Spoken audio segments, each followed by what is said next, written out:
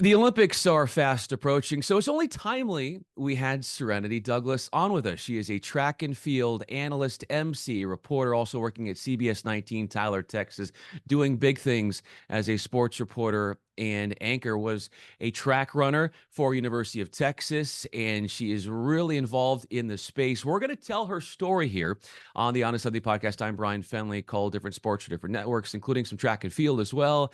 And so that's a fun connection I have with Serenity. But yeah, it's going to be the come up story, but also the current state of mind of Serenity, and also a little bit about her personal life along with the professional life. So we're going to get the whole thing going, and I'm excited to have you on. Are you ready? Let's do this. I am very excited, Bryan. I'm always the one interviewing people. So then when anybody wants to interview me, I'm like, for what? Okay, I mean, I guess if you want to talk about me, sure. But What do I'm you really think?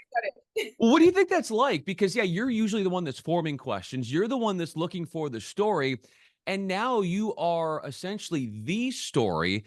How does that make you feel? I think it's kind of funny because what you guys end up seeing about me is not necessarily what I see about myself. So Interesting. a lot of the times when I'm reporting, one of the first things people say is, "Oh, the 8-time All-American at Texas." And I'm just like, "Where'd you learn that from?"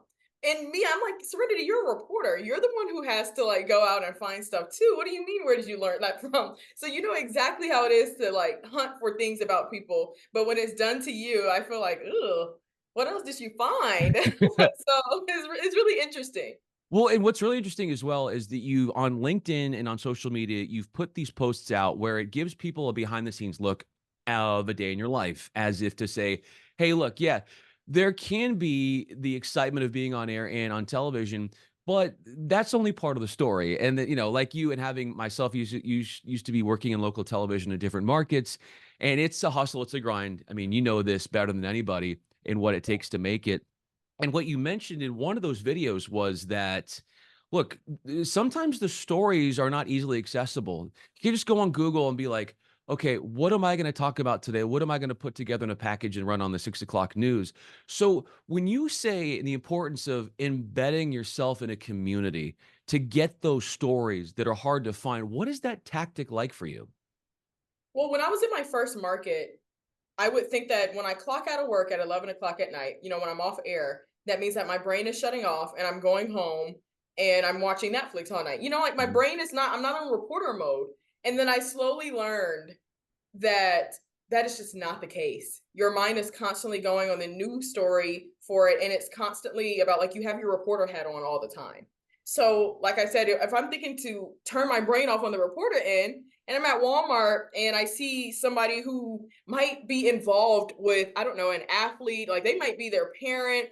In my mind, I was just like, oh, that's just their parent. I hopefully they don't see me. But now that my reporter brain has just kind of kicked into being on 24/7, I'm like, maybe I should go and talk to their mom and say, like, hey, like I'm the one giving Bryan a story later on. And is it true that he always used to run track and field in the backyard and he used to have a pole vault pit? So I used to think that those things were a little bit invasive, but having them to connect a face in person, outside of TV really helps them to realize, oh, you care about them as a person and not just them as a story. And the quicker I learned that, the better things got. Because now, when I'm out at Walmart, people are just telling me things, things that I cannot Google, and that helps out a lot, especially in the summertime where it's kind of like dead zone. Besides really track and field, I think there's gymnastics. Obviously, the Olympics is coming up, so it's a little bit different. But when it becomes that time where you're really digging for a story and clawing for something, oh well, I talked to Bryan's mom earlier at Walmart, and these are things that I couldn't even Google. I had no idea that he's trying out for yet another sport. So like you said, embedding yourself in the community has just been more and more important to me, and not turning off that reporter brain, maybe unless you go on vacation, but even then it's always just like, what else can you pitch, and what other new idea do you have to bring to their audience? What do you think it's like in being out in public?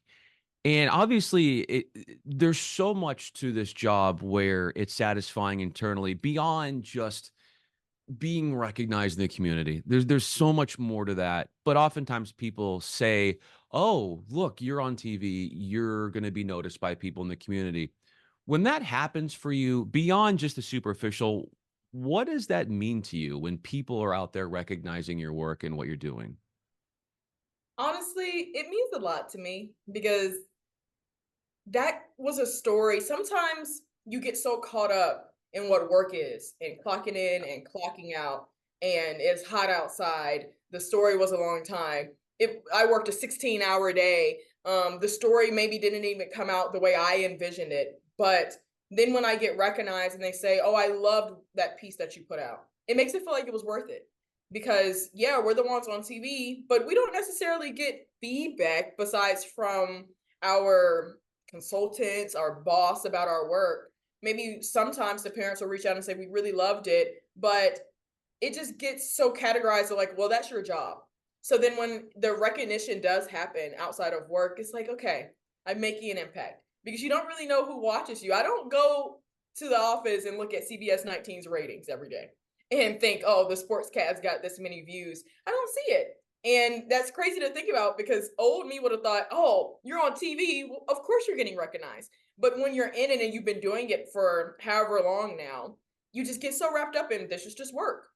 And you just go about it just like it's work. That was a fantastic story. And it was great that that athlete is the MVP this year. That's fantastic. But to me, I knew that I needed to turn a package 2 minutes or less, and it needed Yes. to be in the 6 p.m. and the 10 p.m. show, and it needed to have naps in it, and it needed to be captivating, and then we're good.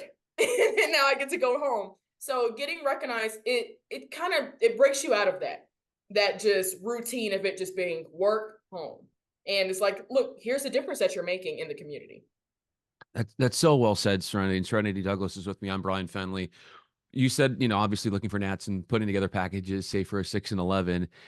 What is it like for those who don't get it, but that you do? And obviously, having worked in local TV myself, the idea of hitting a deadline and there's a lot of pressure. And, obviously, sometimes, especially when you're doing high school football and you're doing these big shows, people don't realize how frenetic and hectic it is behind the scenes, editing all these things and putting them together right before it hits air. Sometimes, like I remember working in a market that we were working on putting highlights together while the show is still going on. Like it's already started. So for you, what is that like under pressure? Because you're used to it in a sense from your athletic background, but this is sort of a different light. It's it is a different light. Um, when you were an athlete, it's just about being fast. I the whole thing is just you're fast and that's it. If you're fast, then you are undeniable. And yeah, you did have bad races, and sometimes that made fans upset and everything like that. But mainly, you were getting a lot of good love compared to like now. NIL is different, and athletes are a lot more famous than we were back then. But now, when I'm hitting these deadlines and being a reporter, you don't get that same like we were saying before, that same recognition, that same gratitude that you were getting, that same gratification that you were getting from athletics.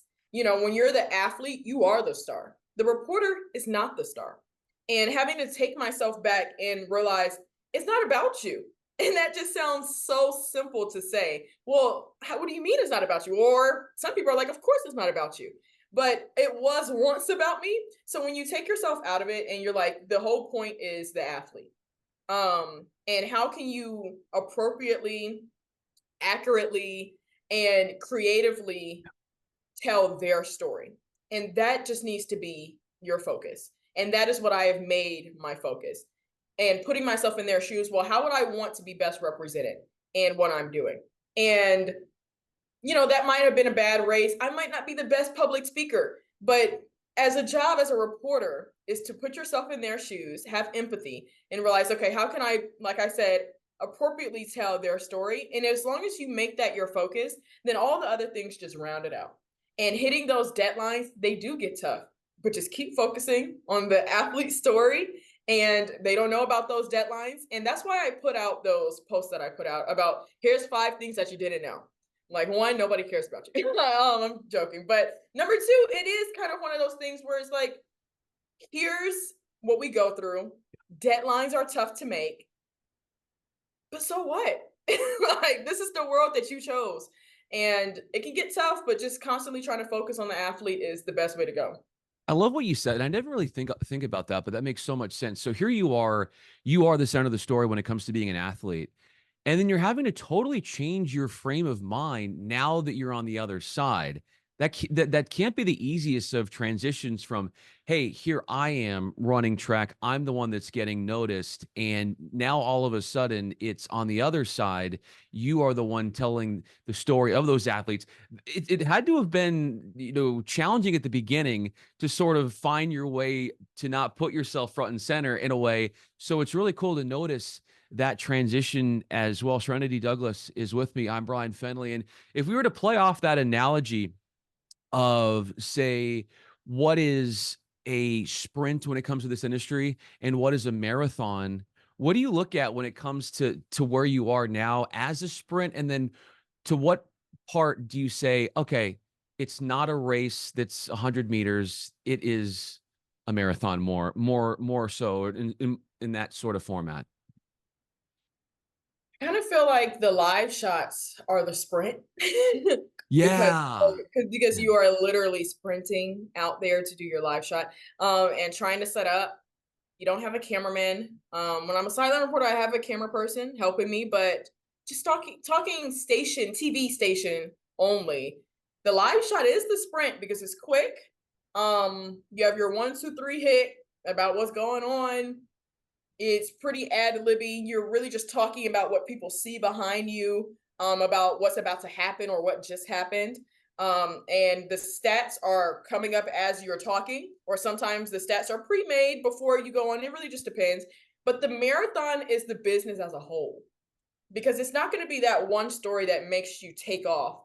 And now Diane Sawyer wants to interview you, or now you're going to be the host of 60 Minutes or 30 and 30. It's not like that. It's about the whole business as a whole being the marathon, because all of it takes a long time to really see flourishing. Yeah. It takes a while to really see that you're even doing good.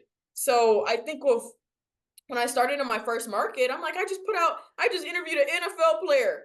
Like, where's my ESPN contract? Yeah, no. You need to put out maybe 100 more NFL interviews and get better and being a lot better at your craft. And Yeah. you're just constantly working on your craft, just like marathoners do. So it really is just the business as a whole is a marathon. You cannot expect instant gratification at all. And it might come in years. And in a way, you have to stop looking for it. You just have to be wholeheartedly into what you're doing and doing the best that you can with each story. And then you look up, and then I have the resume that I have. Yes. I remember in 2018 when I started, I was like, why isn't ESPN offering me a contract today? I don't understand. But now that I look at my resume, I'm like, dang, I've done a lot. Yeah. And I don't count each thing I do anymore. I used to be like, oh, I booked this person, I'm doing this story. And now it's just like it's all just kind of gotten lumped together until somebody else like you, Bryan, is reading it back out to me. And I'm like, oh, I guess I did do that. Yeah. Interesting. So it really is just the business as a whole is the marathon. It also is hard, as you've been saying, the validation, like we crave it Yeah. and we never get, I mean, I don't want to speak for you, but I feel like from our sentiments of our conversation, it's very similar that we're always craving it and we're not getting enough. We always want more. We want to be told we're doing well and all of those things. And there is that constant struggle to be okay with what we are without thinking that we're only okay if we hear from this person and they tell me this, I'm doing really well, or that person says that I'm doing really well. And you brought up this idea too of being seen and being noticed. And oftentimes when I turn that off and I'm not trying to be seen is when those things kind of happen, and I'm sure that you've noticed that too. It's an interesting dynamic of the industry. And then there's this idea of like, you're working in different formats, whether you're working on a local TV story or you're doing a track and field event and you're broadcasting that. And I'm always curious to know, like, the questions that you ask athletes in those different settings are going to be different. When you're talking to a track star right after a race, how would you compare what you want to say and convey to that that athlete in a question and asking format with a microphone to his or her face right after, to say putting on a package that you're doing for the 6 o'clock news and sitting down with an athlete in that realm. Yeah, it's completely different. And sometimes it can get hard to decipher because somebody's in your ear telling you that you only have 20 or 30 seconds. Or sometimes they tell me, oh, actually, Serenity, extend this one out a little bit longer to 45 seconds. That's considered long. To 45 to 60 seconds. So you can get a little bit more out of them, but you need to be able to understand before going into it what type of situation you're in. I'm talking to these athletes after they're racing. That means a lot of emotion from them being tired, from them maybe racing really well or racing really bad. Um, Yeah. and you need to be able to be okay with whatever reaction you get out of them because once again, it's not about you. It's not a dig at you. It's just about the performance of the athlete. And that's where it has helped that I was a previous athlete. So you just need to read the room, man. Like Yeah, yeah. go into it and read the room. Like if they just ran a 4 minute mile or they broke four, they're gonna be tired. Maybe asking them about a soliloquy, like it's not the best thing to get out of them at the moment. Maybe just talking about the fact that they PR'd for that day, how Mhm. it felt. You saw that they just got married literally last week. So like, were you training throughout? Were you training right after your marriage or what is it, Yeah. things like that. So you have to be able to know how to tailor a question to get a certain response in a way, but then you also need to read the room. So if you have a little bit more time, then you can ask those extended questions to get those extended answers. Other times, if they're really, really happy about their race, then maybe keeping it short, have them really speak on that emotion. It's really about what you can pull out of them. So that's why I say read the room because if they're a little bit, down about their race, have them talk about that. If they're really, really excited about it, they usually don't have much to say when they're really, really happy, but sometimes they do. I mean, we just Mhm. saw Alasia Johnson. She had a ton to say because she was really excited. So when you could just strike the right nerve with that question, then that's when you really get either a ton out of them, maybe a little bit. But I think my main thing is just reading the room about what situation you're in. This is not, like you said, this is not a 2 minute package and a long extended story about how we're going to have pictures and video about to make the story what it is. They just saw it, asked the question, and leave it at that.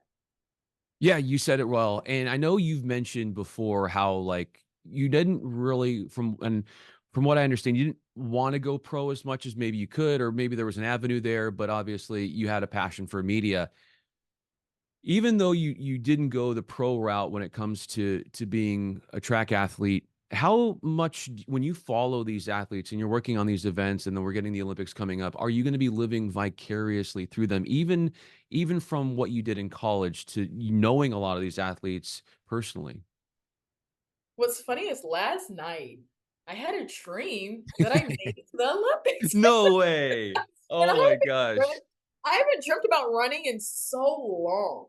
So I was very, very surprised that this is what I was getting out of my dream. And I didn't even like talk about it today or anything like that. But I actually did have a dream that I made it. I don't know, it was kind of weird. But I have made my peace with not running anymore. I love what I do.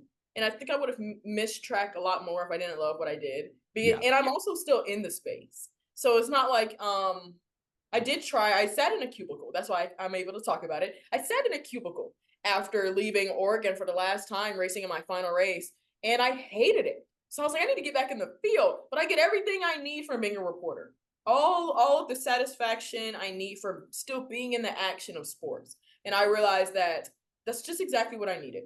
It didn't necessarily mean that I needed to make it to the Olympics myself for running. I can make it to the Olympics by being a reporter and be very Yes. happy, not dealing with the nerves, not dealing with anything else that I had to deal with as an athlete because I am there as the reporter and I have more nerves by being a reporter as well. So I don't really feel too drawn to it. Not anymore. Who are you drawn to in that they have been most there from, the beginning in pushing you to do these things?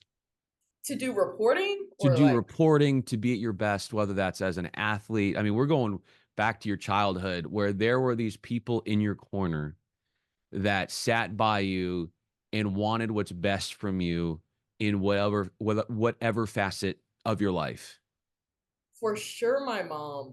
And that's not a cop out answer. She literally was whatever you want to do, 100% support you. Hmm. And that's exactly how she'll say it too, because I have had these the wildest dreams, and she's the one who put me on the plane when I was running track. I was like, okay, go to Oregon and do Prefontaine. She'd never been to Oregon. She's from Atlanta, Georgia. Like, so go do that. Okay, you did great. I wish I could have been there, but she was at every single meet. And then coming into reporting, she was just like, are you sure that this is what you want to do? I said, yeah, I got to go to Wisconsin. I do. And I have to go and be a reporter. And she's like, are you sure you got to go to Wisconsin? Why can't you get a job in Atlanta? I'm like, well, Atlanta is number 7 in the market, and Atlanta is really difficult to go to. But everything that I did, she always tried to understand it. She studied up on it a little bit more. She was like, oh, I saw Holly Rowe doing what you do. And Yeah. I read her story. She lived in the middle of nowhere too. So she has always just been by my side and supported me through whatever I had to do. Even the craziest things that sound insane to her, because she's like, what do you mean the ladder? What is the ladder of reporting? Don't you get nervous? Or why can't you just ask this? Just ask them how they feel. And so it's just like all of it. She has just been by my side through all of it, and even giving me some pointers now, like this is how you should wear your hair. Maybe just sound a little bit more excited next time. And I take that too, because now, I mean, she's the viewer, and you get to Yeah. hear things. So for sure, my mom. And you think about that as we wrap up this conversation, Serenity, what ultimately is it that when it comes to we talked about this, the validation that we all are looking for in this industry, but if you were to quantify like the validation that your mom gives you in pushing you to see great heights, whether that was as an athlete or what you're doing now in the media space, how much do you go back to what she can do validation wise to springboard you? I go back to it a lot, especially on the plane rides to my next assignment. Mhm. I just try to like bring myself back down. And I have been in some high stress moments with like interviewing Sydney McLaughlin Lavroni. And I'm just like, Serenity, she's not Sydney McLaughlin Lavroni. She's just a woman who just ran 52.7 in her season opener. No big deal. I just try to talk about it exactly how my mom talks about it. Serenity, just do the best that you can do. And that's all you can do. And that just sounds so simple, but going back to that simplicity that you used to have when you were a kid. Well, I'm just gonna go out and just do it, regardless on if it hurts, regardless on if I look silly. If you know that you put your best foot forward, according to the book, according to your personality, according to looks, according to what you got out of the athlete, then that's all you can do. And I just try to stay as simple as possible. Just focus on the task at hand. And that is giving this audience what they want. It's not about serenity at all. It's about what do the fans want to hear from Sydney McLaughlin Lavroni. That's all you need to focus on. And when I started to turn my attention to just what the audience wants to hear, then things just it takes the pressure off of you. And it's not like, oh, the woman holding the mic is this. It's not about that. What does the audience want to hear out of their role model?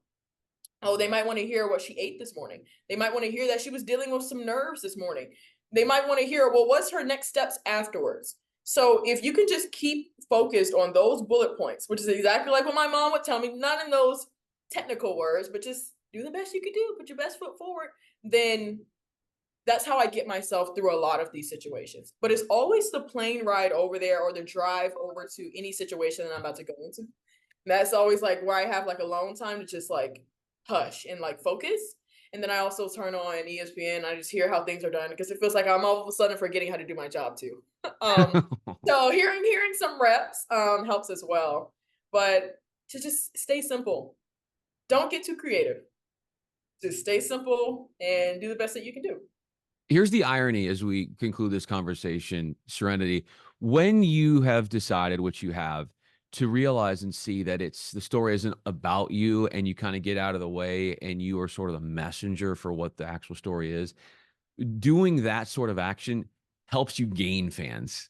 So it's like, here you are, you're like, it's not about me as much as we want to raise up the athletes or what the story is. And by you getting to do that and knowing how to do that, which you are doing at such a high level, that's where more and more fans will come your way because they appreciate that out of you. So it's a really cool dynamic that plays itself out. Serenity Douglas, I'm Bryan Fenley. This was so fun. I'm excited for you and what you're doing, and I look forward to meeting you in person down the road soon. It was so much fun. I would do this anytime you call and ask. It was great. I was like, dang, it's 20 to 30 minutes already. I know, but that's Right. a good sign, right?